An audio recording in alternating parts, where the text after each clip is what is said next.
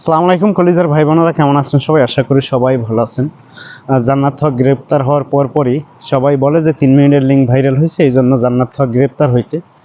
আসলে 3 মিনিটের link viral হওয়ার কারণে তারা গ্রেপ্তার হয় নাই। 3 মিনিটের লিঙ্ক যদি ভাইরাল হওয়ার কারণে তারা গ্রেপ্তার হইতো তাহলে আরও আগেই তারা গ্রেপ্তার হইতো।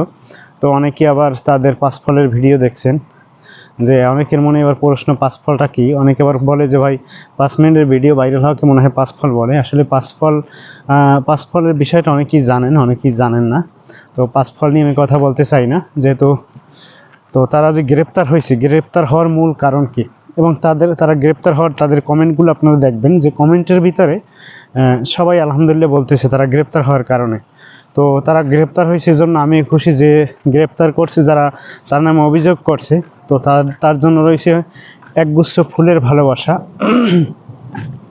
কারণ এই জান্নাত হওয়া নাকি ওই জুয়ার সাইটগুলো এগুলো নাকি প্রমোট করার কারণে তাদের নামে প্রতারণা মামলা করা হয়েছে। এবং নাগরিক টিভি, মানে আমার খেয়াল নাই শিওর কারা করছে।